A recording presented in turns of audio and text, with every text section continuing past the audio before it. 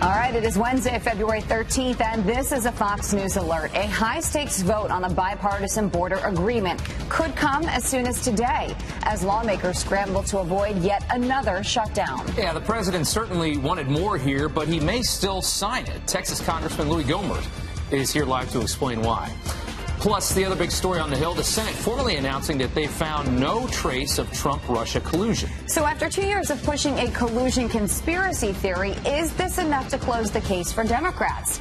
And ripped from the headlines, literally. Yeah, it's a vulgar anti-Trump cartoon that upset many readers across the country. Fox and Friends First continues right now.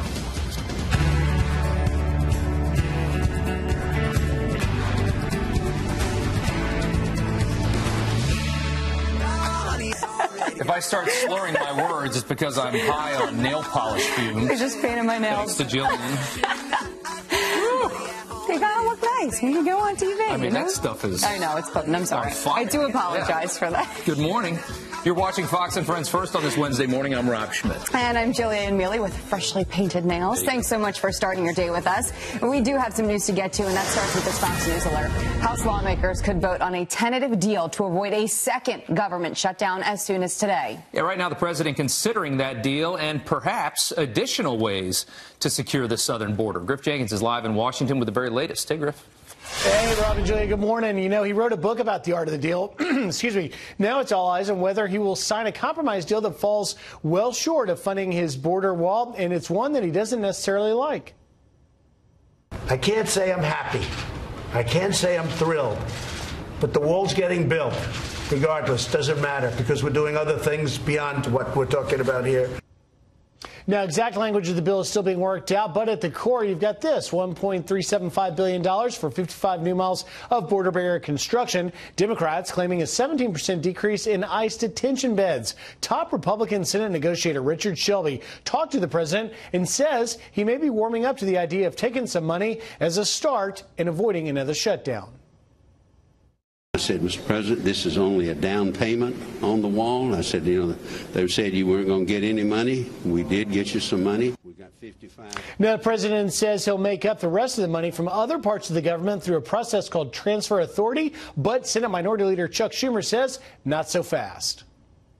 As for moving around the money, he needs congressional permission to do it. He doesn't have the authority to do it without House permission. And the president must contend with pressure from conservative voices within his own party opposed to the deal. Now, that clock's ticking down to midnight Friday, guys. We expect a bill today and possibly voting as early as today, more likely tomorrow. Guys? Yeah, Louis Gohmert's going to break a lot of this down for us here in about 10 minutes. Griff, thank you so much. Thank you. And as lawmakers negotiate security, agents just made a major bust on our southern border. More than 300 migrants caught illegally crossing into the U.S. in New Mexico. Most of them are families or unaccompanied children from Central America. More than 600 migrants have been captured on the New Mexico border just this week. Vice President Mike Pence rips Congresswoman Ilhan Omar's apology for accusing a lobbying group of paying members of Congress to support Israel. Pence tweeting, quote, Ilhan Omar's tweets were a disgrace and her apology was inadequate. Anti-Semitism has no place in the United States Congress, much less the Foreign Affairs Committee. Those who engage in anti-Semitic tropes should not just be denounced. They should face consequences for their words. And the president actually called for the Minnesota Democrat to resign.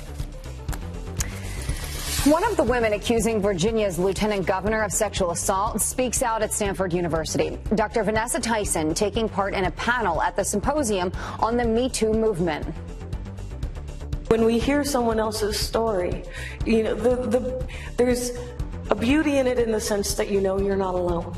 I think that most survivors suffer from this, you know, this isolation of feeling that, you know, we're alone, that no one will ever believe us. Her lawyers sending a letter to Virginia's General Assembly saying she's willing to cooperate with any effort to investigate her claims against Justin Fairfax. All right, there is no evidence of collusion between the Trump campaign and Russia. The Senate Intel Committee releasing those findings in their latest report. Todd Pyro joins us live as some Democrats insist the investigation isn't over yet. Todd. You didn't think they'd agree on this, guys, did you? After conducting 200 witness interviews and reviewing more than 300,000 pages of documents, the Russia probe may finally be seeing the light at the end of the tunnel. The Senate Intel Committee concluding there is no direct evidence of the Trump campaign colluding with Russia during the 2016 election. Chairman Richard Burr doubling down on the report. Well, I'm not sure how to put it any clearer than I said it before. We have no factual evidence of collusion between the Trump campaign and Russia. President Trump retweeting this news report on the findings, saying to our colleagues across the street, thank you to MSNBC. But the report now causing a partisan rift between Burr and the top Democrat on the committee, Mark Warner, the Virginia Dem, telling CNN, quote, respectfully, I disagree. I'm not going to reach any conclusion until we finish the investigation, and we still have a number of key witnesses to come back. Former CIA Chief John Brennan also appears to not want to put the collusion narrative to rest.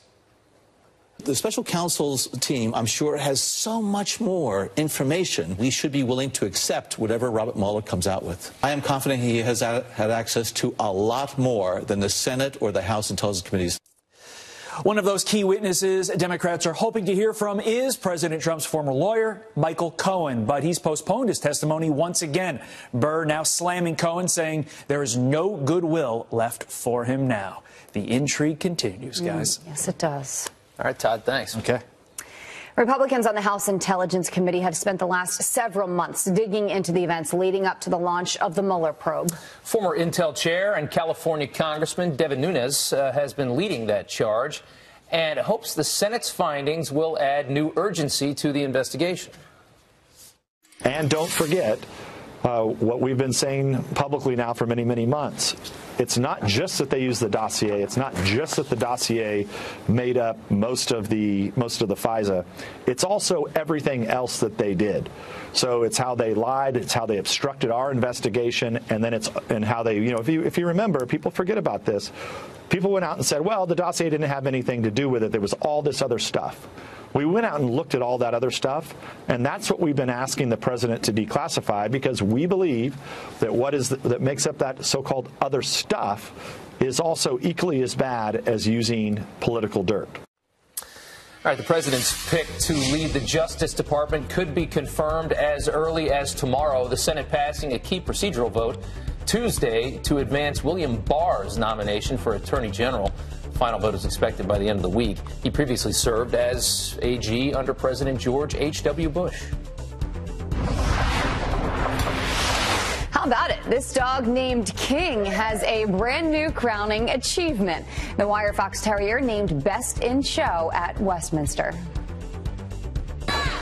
He's best in show. Wire Fox Terrier. King is the 15th Fox Terrier to win the New York City show. That's more than any other breed by far. And guess what? We're going to meet King live in the 8 o'clock hour of Fox and Friends. And someone who I know is very excited about that. Yes! Is our own Janice T. I love the Westminster Dog Show. I took my kids actually over the weekend to see Meet the Breeds. And of course last year and the year before that, I got to go to the Westminster Dog Show and pretend that I am one of the handlers. Look at how sweet. This is one of my favorite New York moments. It's a big deal. I mean, dog wow, look at that. lovers that go to these things. Have you ever seen Best in Show, the movie? That's one of my favorite movies. It's hilarious. not far off. Oh, there I am with the blow dryer. Sorry. Sorry, I think a lot of these dog owners are a little crazy, right? And I got to. Oh my God! That was actually at the podium where the dog goes doing the. I think you won. Really, you're Best in Show. Am I Best in Show? You are. There you go. Every day. Oh, the only reason everybody watches. So great. So we're going to meet King during Fox and Friends in the 8 a.m. hour. Love I am so excited. All right, we do have to talk about weather, right? Yes. We definitely do. So listen, we had a pretty bad storm across the Northeast. We had incredible snow totals in the interior sections, but it was an ice event, as we mentioned, all day yesterday across portions of New Jersey, Long Island, coastal New York up to Boston.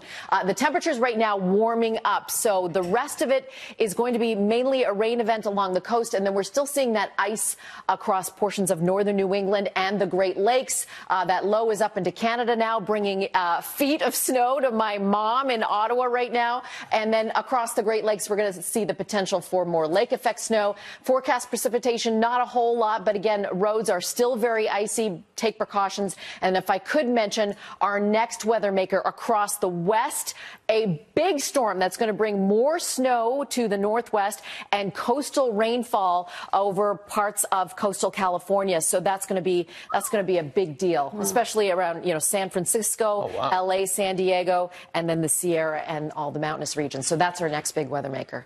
A lot going on. No, the West Coast getting hammered this year. Can't wait to meet King. There you go. He's got that beard. The girls love the beard right now. That's why he won. It's very in. It's very in. Janice, thank you so much. They do. Thank you. It is 11 minutes after the hour. President Trump says he's not happy with the compromise border bill, and he's not alone.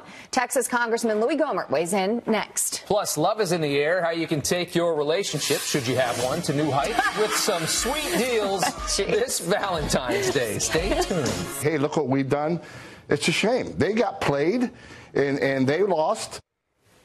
Yeah, this is interesting. The former acting director of ICE, Tom Homan, just one of the many voices slamming Republicans for embracing this border agreement with Democrats. The president also says it doesn't meet his expectations.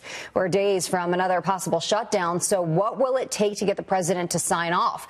Border State Congressman Louis Gohmert joins us live to weigh in. Thank you for your time, Congressman. We appreciate it. Sure. Let's go ahead and just pull up some of the details of this. It's $1.375 billion in wall funding. Funds can be used for 55 new miles, and Democrats claim 17% reduction in ICE detention beds. What do you make of that? Well, none of those things are happy topics for us who know that we have got to have border security if we're going to help save this little experiment in self-government.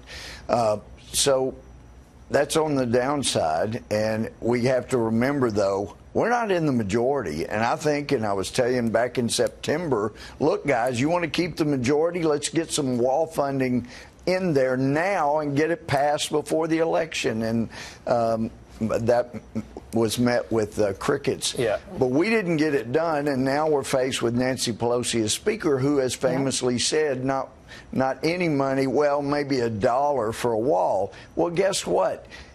Even as bad as this deal is, it's an admission that, yes, border walls do make a difference. They're not immoral. There's money here for the president to protect us, at least 55 miles of our southern border. But then on top of that, there are other ways to get the border secured. And so, it's certainly worth considering to sign the bill, and Ted Cruz had the bill in the Senate. Mo Brooks running with it, a bunch of us co-sponsoring in the House, to say, look, any money that's forfeited from drug smuggling, drug kingpins, let's use that to build the wall. It ought to be part of it. It'd be a good bill. And that's Ted Cruz's idea, and we'll wait and see if that has any chance at all to use that money for a wall. Would that get through Congress? But those are options. Those are options, even if the president were to sign this bill, because otherwise there'll be a shutdown. But it's a big deal to me. Even $1 billion, it was supposed to have been 25, then 5, and now we're talking 1.6, and now it's 1.3. But it is what it is. It's an admission. Walls are moral, and it's not just the gated communities the Democratic leaders live in. This is a wall to help us. I mean, they got past $1, sir. I mean, obviously, with Pelosi said not only $1 to go towards a wall. They got $1.3 billion, but when you started off at $25 billion, you came down to $5.7 billion. I just wonder why the Republicans that were in this committee How did this become the negotiation? And do you think the Democrats were daring the president to shut down the government again by bringing up this detention bed thing at the last second? And that's really serious, because that's letting loose criminals that will go out, and many of them will commit other crimes, and there will be Americans that are hurt by it. But one of the things I've encouraged the president, and it was Jeff Sessions was starting to try to get into it. Kristen Nielsen testified before our committee. You want to get these cases moved? Let's put judges, immigration judges, on the border. If they if someone is released from detention, she said it's over 1,300-day average to have a hearing. Most of them don't show up. If they remain in detention, it's a 40-day average. But if you put judges right on the border, and he could take money and put it down there for judges right on the border, they could have their hearing as soon as they screamed asylum, and we could move them right out. 90% of them don't get to, it's not legitimate asylum, and we wouldn't need those extra beds. So that is another option, and it's an important one. Do you think the president should sign this? I mean, I know some people say sign it and then declare a national emergency, but then other people argue if you declare the national emergency and sign this, then you're giving leverage to Democrats in the future for a national emergency. So is that treading into dangerous waters? What should he do? Well, you've already had presidents like Obama, and going back to the over 50 times it's been used. President Obama declared bird flu. It was serious. He declared that a national emergency. So there have been all kinds of but nothing, never for anything this political. Right. I mean, well, this the is only really reason it's political is because Democrats who have voted for wall funding, voted for securing our borders, said that we needed wall funding, said we needed border security. They made it political. This ought to be one of the most bipartisan things we've ever done. And it was 10 years ago, sir. We got to leave it there because we're running out of time, but we do appreciate it. Right. Thank you so much. But you're right on track. We got to see the bill. We hadn't even seen it yet. Okay. All right. Thank you very much. We appreciate it. We're coming right back. Thank you.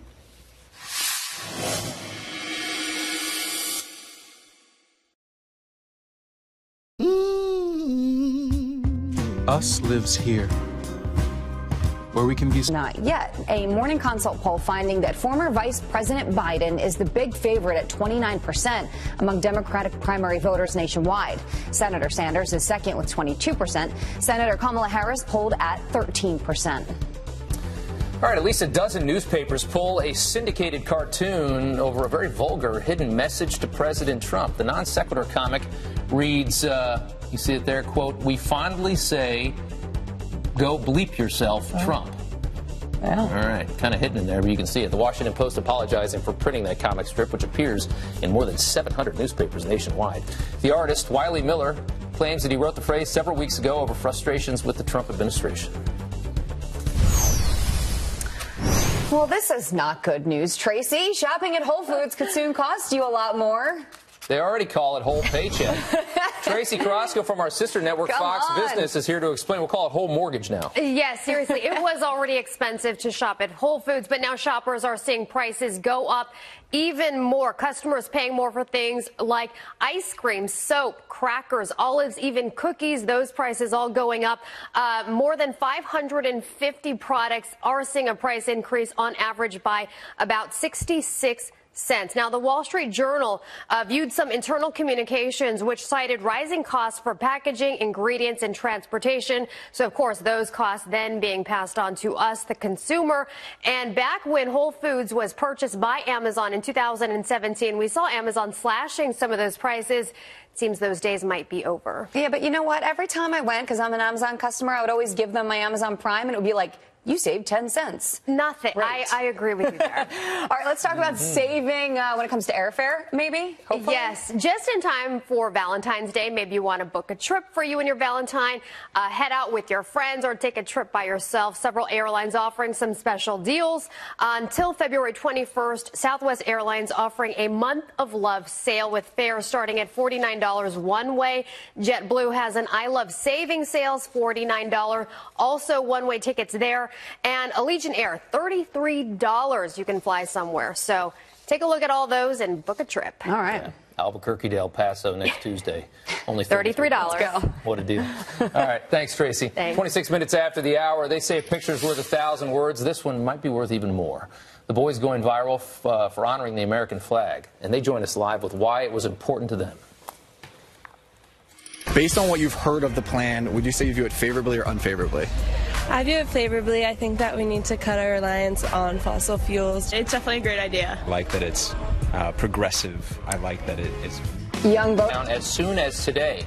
The agreement reached in principle includes just $1.375 billion in funds for the wall.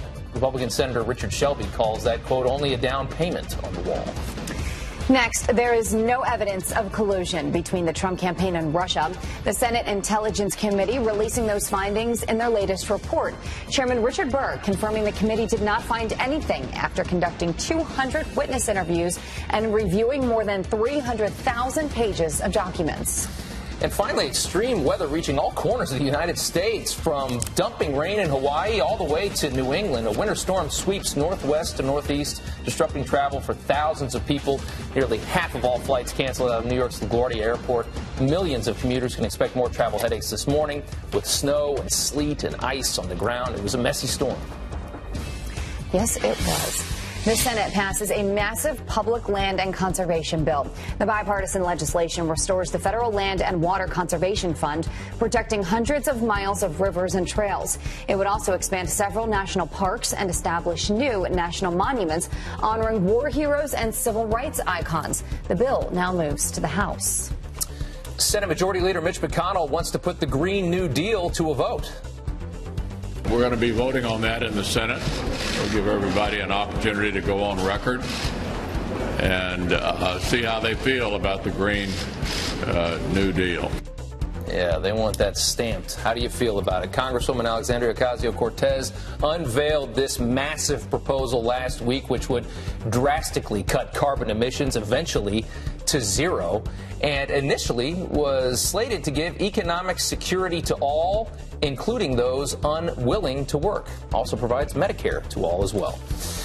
Democratic presidential hopeful Amy Klobuchar downplaying the Green New Deal. I see it as a jump start. So I would vote yes. We are not going to get rid of all of these industries right now. We just need to start as a country seeing it as an aspiration to do better than we're doing now. In a Fox News interview, the moderate Minnesota senator admitted that parts of the deal, like reducing air travel, won't happen anytime soon. She did, however, say she'd like to see the U.S. get back into an international climate change agreement and use more clean energy. There you go.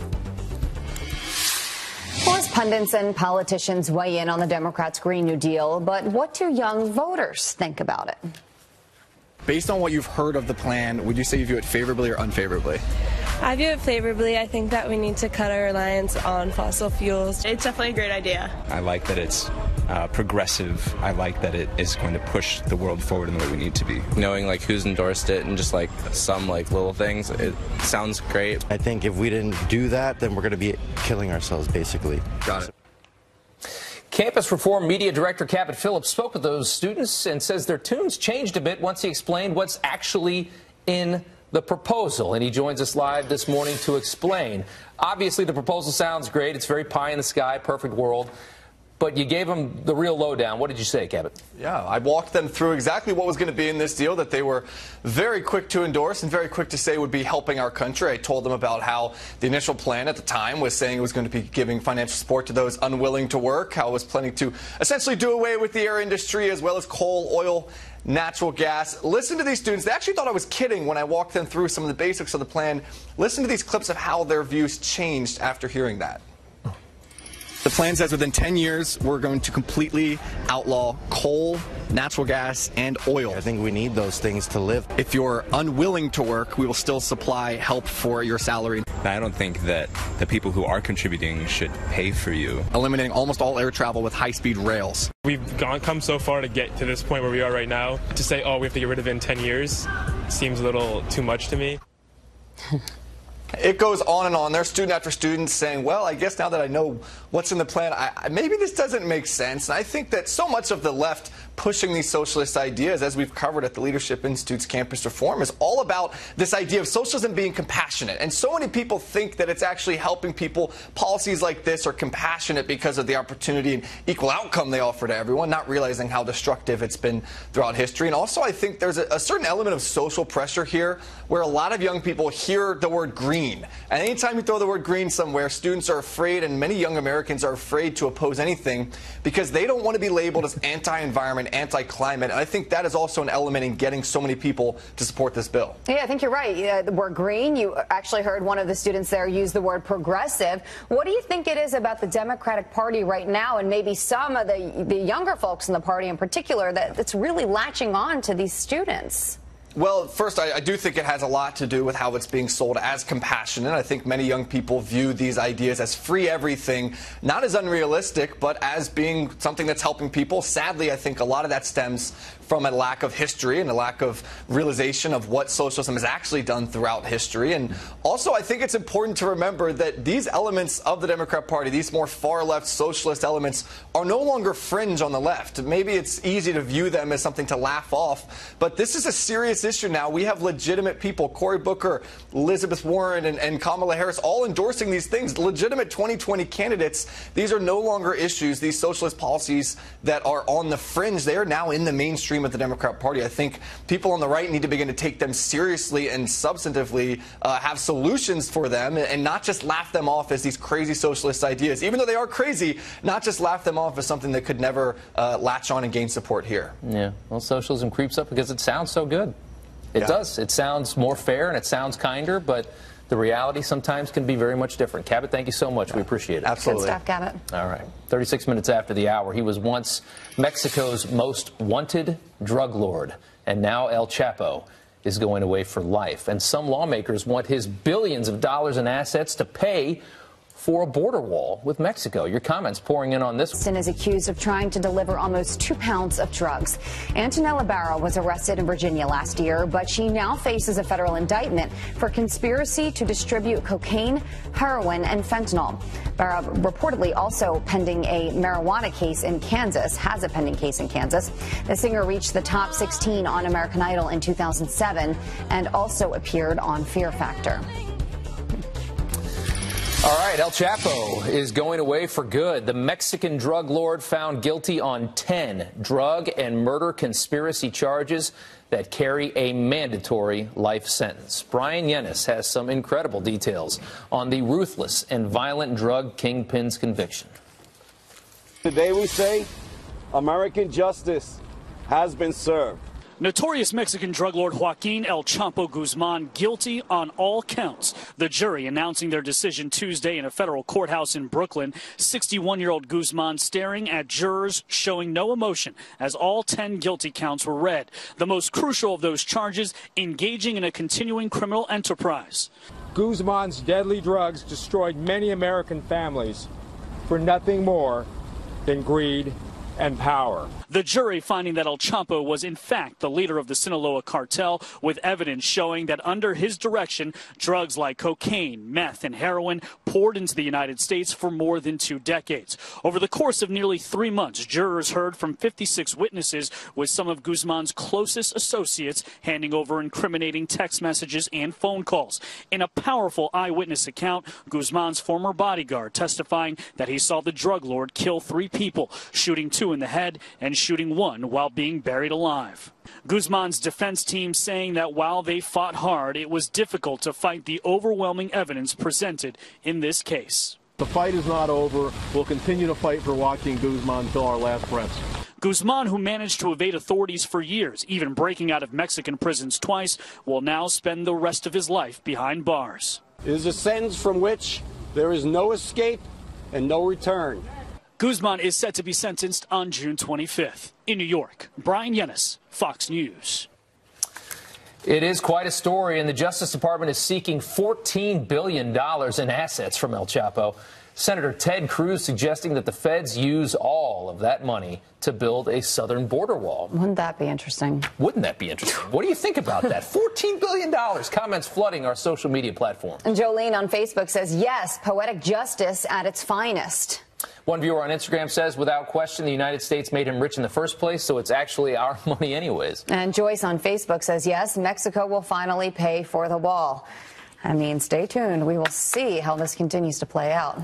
Fascinating. $14 billion off drugs. That's a lot of money. 44 minutes after the hour. They say a picture is worth 1,000 words, but this one could be worth even more. This is a great story. The boys going viral for honoring the American flag. They join us live next with why this is so important to them. He will share his point of view, which he shared with the president. Guess who else knows what the president's thinking? Sarah Sanders. She'll be here live and talk about everything the president has on his plate.